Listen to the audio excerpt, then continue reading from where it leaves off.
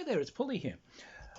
So there's kind of like a, ooh, is it a review? Is it an anecdote kind of thing? Kind of both. So, let's do it. Okay, sure. I've been off to a convention, thus, wee, dressed in bling. But DBM, De Bellis Multitudinis, a horror tale somewhere out there in internet land, and a number of people just went, yes, the trauma, the flashbacks, the images flashing in front of your eyes, just like Cartman on a bad day, images of Helen Keller, skulls, bombs falling on a Vietnamese wasteland. Yeah. This was a game that kind of traumatized miniatures gamerdom. So there was, and still is, a group, Wargames Research Group, WRG, and they did the foundation kind of ancient miniatures rules that ruled the roost from the late 60s until right now. Still them. They're still out there and still doing stuff. However, in the mid-90s, they'd had a succession of new editions of the WRG Ancients rules. Then they came out with a game called DBA, which I have reviewed here, and DBA is rather brilliant. But DBA is done for elements of troops that is a base that has several miniatures on it. The number varies depending on what it represents, but you only had 12 of these units, so very small, very compact, very brisk. So of course they got the idea, wait, what if we up the scale and we did like DBA, but where you've got like dozens and dozens of units, and yeah, real scale, we'll have a full war game with enormous numbers of miniatures, but we'll use the DBA game as the basis. All right, sounds like a good idea, you might say. Yes, you might say it. I heard you say it. Unfortunately, in practice, terrible. This thing basically reamed wargaming, and the scars are still there today. I still see miniatures rules come out where you can see someone's been so traumatized by DBM that they're putting in rules and clarifications and so on, obviously, designed to stop the kind of shit that used to come out of DBM. So, why were these so bad? So, right, at the core of DBA, it's very simply done on a D6. You've got these elements which represent different troop types, and they're categorized depending on how that unit fought in battle. So if it is infantry that kind of closes face to face and fights, with swords like Roman legionaries, stab to stab, or say Viking Huskarls with two-handed axes or something, that's a blade. It closes in and destroys. If it's groups that fight with like spears in close formation and kind of like hold things at a distance or whatever, okay, that is a spear. Elephants, cavalry, knights, light cavalry, those sorts of things were the troop categories. So first things that DBM did beyond DBA was it said, all right, we'll expand the categories. So blades and spears and auxilia and light cavalry and knights and heavy cavalry and war wagons and disposable stuff like chariots or stampeding herds, siloi, which is light infantry, all that stuff's in there. But they split this into different categories. So they said some of these might be lighter armed and like faster moving, so we'll call that fast. So blades, who are particularly racy forward, kind of fast but loose formation, fair enough, that'd be fast blade. If it's got significantly heavy equipment or incredibly high morale, heavier armor, that sort of thing, we might call that superior. So, all right, Roman legionaries are blade. Dismounted medieval knights in plate armor, fighting with, poleaxes and two-handed swords and stuff, those will be superior blade because, armor and stuff. Okay, well, yeah, all right, fair enough. What about mixed, say, spear and bow? Like some of the Persian units in the Achaemenid Empire and so on. They've got like a front rank of spear guys and a rear rank of bows and so on. Right, let's call that, spear X or bow X. And so they put in these extra categories. But here's the thing. This was all about the geometry, and this is where it starts to get crazy. I found the battles very boring to watch, and sometimes boring to play because everything came off side support. You had to have front and back corners kind of meeting on troops, particularly front corner to corner, for individual units to touch together and create a wider unit. What you would do is each general in your command rolls a d6. That's the number of pips he's got. Those pips, they are used to maneuver troops. It costs, essentially, for 1 point, you can move one base element and do whatever you want with it. But if you've got units that are clumped together into larger formations with that front corner to front corner contact, it costs 1 point to move the whole bunch. There are extra pip costs for things if they're like, irregular troops and moving uphill in a swamp during a full moon, etc., etc. Lots of minor intricacies like that. But essentially, you're trying to make these large maneuver elements of clumped up troops and bang them into each other. But when you contact, you're rolling a d6 for each element, and each element has a bonus to the d6 depending on what it is and what it's facing. So they'll have different factors if they're facing mounted troops versus foot troops. All right, fair enough. So blade are pretty good against infantry, not so good against cavalry. Fair enough. So it sounds simple. If you both roll a dice, put your adds in, whoever gets the highest has won the combat. If it's a little win, you might push someone back. They'll go back 1 base depth. If you double them, then they are destroyed. This is all from DBA. Perfectly simple. However, what DBM started to bring in was, now comes, the wiggly bits. So for some things, if you destroy a unit, it also destroys anything like behind it. And the buttocks of doom is where you're getting most of your unit kills from. Facing each other face to face in combat as the 2 Roman legionary groups slam together, there's basically no casualties. These things are perfectly matched, and you can never double each other. Seriously, check it out. A blade has a factor of 5. Okay, I roll a d6. Okay, if I get a 6, added to 5 is 11. All right. What's the worst I can get? Well, I've got a factor of 5. If I roll a 1, I get a 6. So 11 is not double of 6. So blade versus blade can never kill each other. All they can do is push each other back and forth. So, a mighty Roman civil war, 0 casualties. Or is it? Buttocks of doom. You're not getting casualties from kind of honestly overawing someone in combat. However, if you're pushed back into an immovable object, then you die. What? Well, what's an immovable object? Well, it's your own units very often. It's your other guys. If you can attack someone on the side, then they will automatically turn to face you. But if you beat them, then they will recoil. But if they've got friends, if they had to turn like that because they had friends, they can't recoil into someone that's at right angles to them, so they die. Somehow they are mysteriously crushed to death. Okay, likewise, many cases, they're crushed to death simply being pushed back onto a reserve line. You don't have reserves in DBM. No, armies don't have reserves because you can't pass through your own troops, ever. If you're pushed back and your reserve line is too close, then it's an immovable wall that you just die against. So combats became moving these huge long lines, and then it dissolves into these tiny little fights around the edges where you've pushed someone back and made a hole, where you're trying to basically turn and attack guys so that they then have to turn and face you, and buttocks of doom. They might move back and somehow suicide by running into their own troops. Because of the geometry, you can only attack people when you square up against them. So when you reach someone, you have to square up, because as we all know, ancient armies were incredibly keen on exact geometries. Screaming Gallic tribesmen howling down off the hillside are incredibly concerned about being in the correct, highly disciplined grid formations.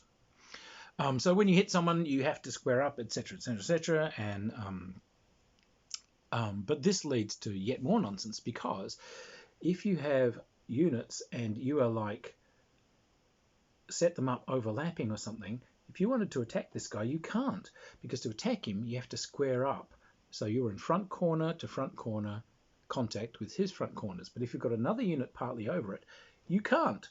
So therefore, this guy can't be attacked because you can't square up against him. So he's invulnerable. So if you had a defensive scenario, you've got to hold the line, until the relief for the siege arrives.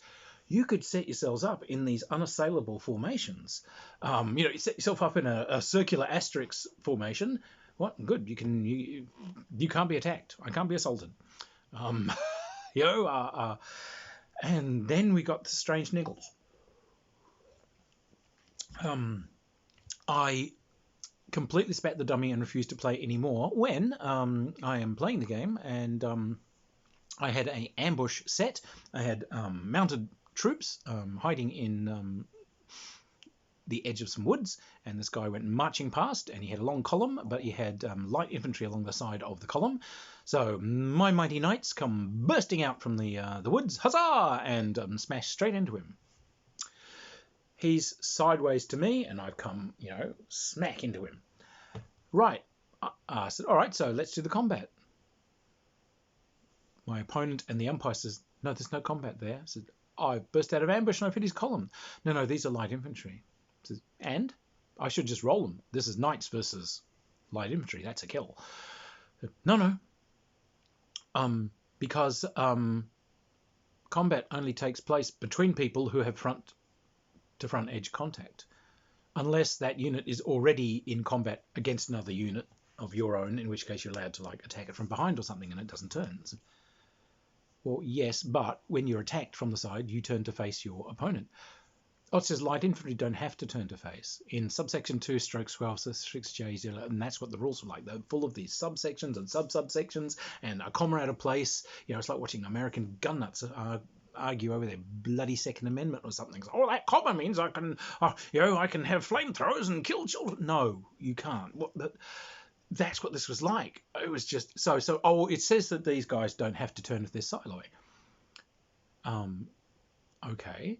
Well, combat only takes place between people who are in front-to-front combat. So these guys are standing sideways to you, so there's no combat. So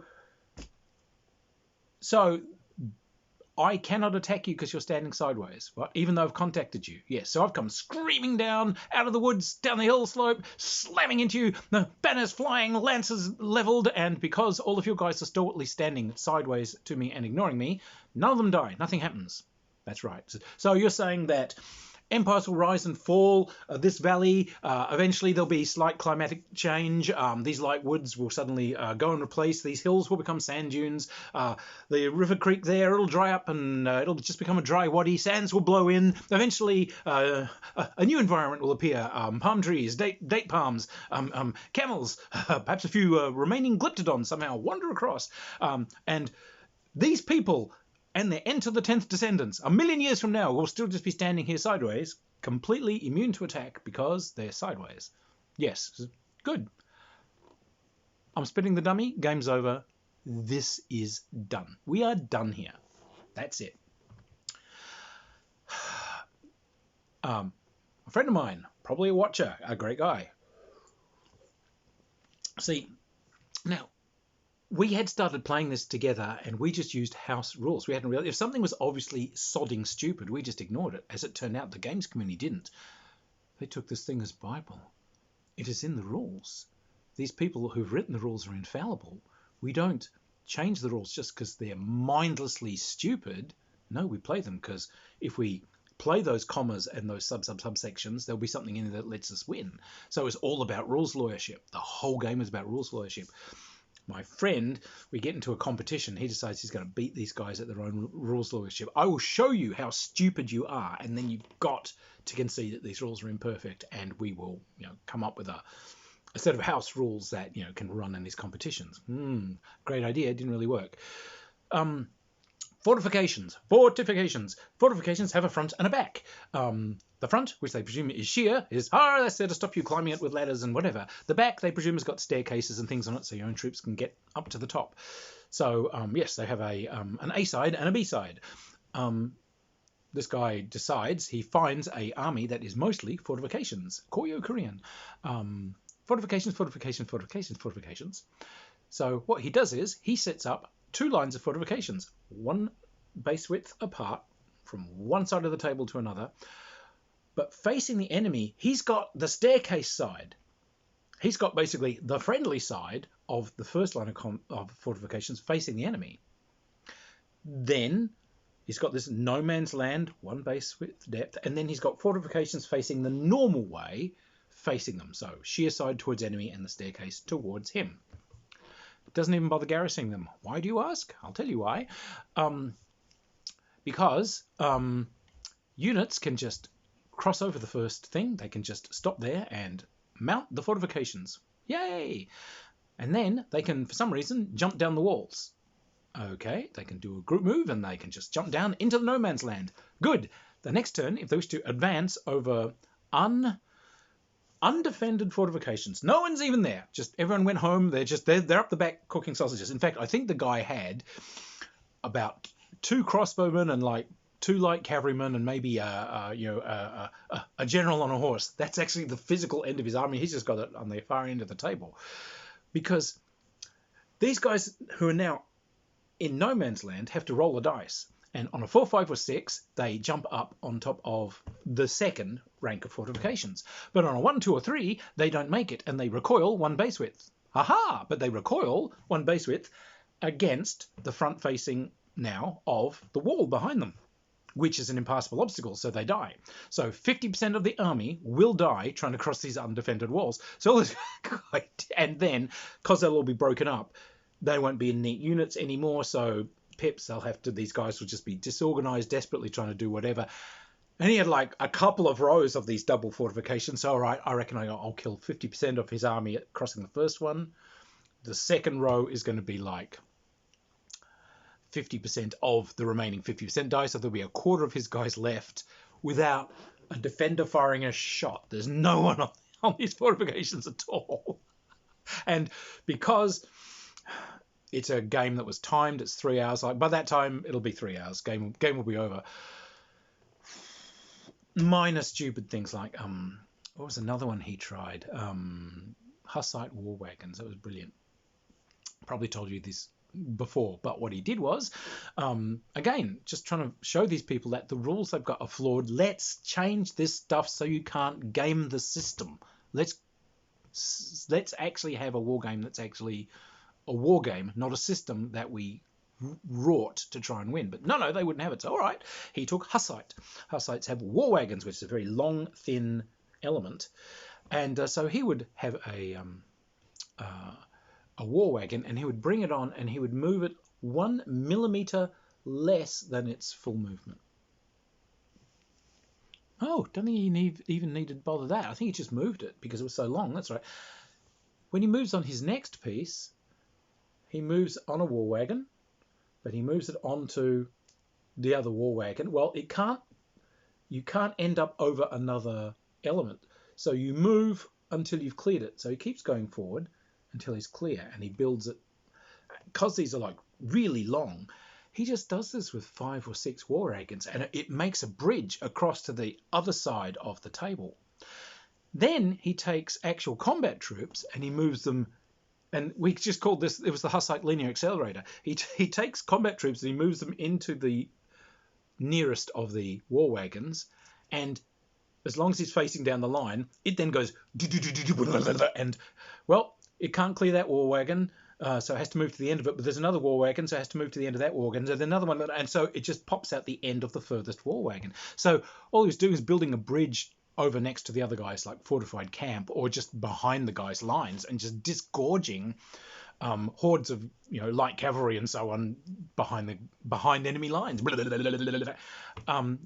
Do you guys want to change these rules? What? No, the rules are sacred. Okay.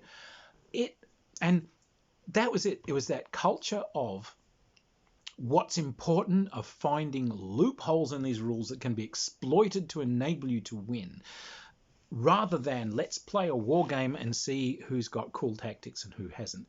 And this dominated because there was this damned kind of competition culture that these things had been aimed at, and they started this horrible competition culture where people are constantly playing against each other and being rated for how well they're doing, and it just sets people against each other. Wargaming, wackily enough, despite the name wargaming is a communal activity that is done to bring people together in enjoyment, which we do. The best games are one where you laugh, cackling around, and just have the time of your life. This wasn't doing that. Tiny differences of 1 millimeter were life or death in these games. Tiny differences of lining up on someone or not meant that, you know, you can or you cannot attack someone, defend, etc., etc. It was nightmarish game system. Just ruined gaming culture for like 2 decades or more. And so, yeah, literally people have DBM, post-traumatic distress syndrome, PTSD. They've literally got a stress that comes from playing this. Reams of players gave up miniatures forever because this system was so toxic and so deeply involved in all these ipso facto rules that could counter each other unless you happen to see hidden in this next paragraph the slight sentence that, if you interpreted it in this particular way, meant that you didn't lose that last combat. You know, this is what it became. So it actually chased people out of the hobby in droves. And there are still people today who I've got writing to me on this channel saying, yeah, they haven't played miniatures for years because DBM put it off. So I'm sorry if I brought all this back to you. But I think enough time has gone past now that we can maybe, you know, get back to playing. There are many really good systems. But when you read some of these things, like, you know, when you read some of these great new sets of rules that come out there, yeah, sometimes take a look at the language that they're using, where they're like, we don't care if you square up exactly, or just make some space between things so that it's obvious what you're doing, or if it seems sensible to do this, then that's how you should do it. That's DBM. That's where someone's been so traumatized by it, they've just wanted to put a thing saying, play the goddamn game. You know, we're trying to do rules here that aren't there for you to argue over. They're there for you to actually enjoy. So, anyway, DBM. God, the stuff we would get up to on that thing. Because, unfortunately, a character flaw of mine, if I find a total bastard, yes, let's beat them at their own game. See if we would sit there and, all right, you think the rules niggles are great? You asked for it, son, because I am a professional games designer and I can minimax shit that you wouldn't believe. I will make your eyes spin like a fruit machine. So yes, we would find these appalling things that, you know, could be done with the little ipso factos, you know, like Hussite linear accelerators and asterisk formations and the armies. That was the other thing. Great armies of history under these rules were not worth taking. Like I said, Romans. What are Romans? Romans are slow moving and, you know, kind of boring. What about the great classic? Caesar's Marian period Romans against the Gauls. Fantastic. That would be a fantastic game to play. I assure you the Romans automatically lose. Not even a contest. Under these rules, warband, just obliterate Blade, which is Roman legionaries. So Gallic, your Gallic warhordes, yeah, they'll roll you. No ifs or buts. They're just going to smash you. Roman legionaries haven't got a hope. They'll be, you know, dead at first contact. Well, that sounds pretty historical. So you didn't take historical games. You'd square up, because they would have this thing gained from the culture. Oh, you can take anything from these rule books. So hang on, these goes from Sumerian period all the way up to sort of Renaissance, you know, go up to like 1485. So you've got these ridiculously mismatched armies there. But even then, you don't take great armies of history. You'd sort of see someone's got an army. What have they taken? Tupi Indian. Tupi Indian. Okay, I happen to know that an obscure Brazilian and Amazonian forest kind of coastal tribe that the, you know, Portuguese encountered, you know, when they first started settling the area. Why have you taken Tupi? And you'd look through these army lists and there were all these gimmick armies that had cool gimmicks that would let you win battles. Like, for some reason, these guys are hyper superior longbow who've got 4 or 5 special rules that allow them to basically, you know, do appalling things to people. way more efficient than, like, Alexander's pikemen or highly disciplined Roman legions or the glorious armored horsemen of the Savaran. No, to hell with those guys. They suck. All those things suck. What you want is 2p Indian. What? Where? Why? So yeah, it really was a matter of you'd find out what have these guys got? Oh, Corsanian. Oh, what is it? Oh, here we go. Obscure Rule 581 allows these to... Yeah, it just encouraged the worst play in the world. So, look, they've been superseded. For some reason, that company has decided to bring out DBMM. What's that? Oh, it's an even more torturously worded version of DBM. If you know someone who's playing it, you might want to just take them off on a holiday somewhere and just kind of, detox them. They're in a cult, and you're just going to have to do an intervention. I don't see the good of them. I really don't. It was a simple core idea that was then wrapped about by this just dense maze of appalling rules and counter rules and exceptions to the rules and niggly little commas, statements and counter statements that made this into a rules lawyer's paradise and a games lover's nightmare. They're dead. They've been superseded by other systems, and good riddance. Phil Barker, the designer, I love him. He's done great things for wargaming and the hobby. And, I want to buy him a drink someday.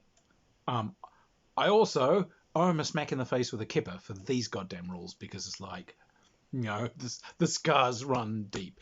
Anyway, DBM.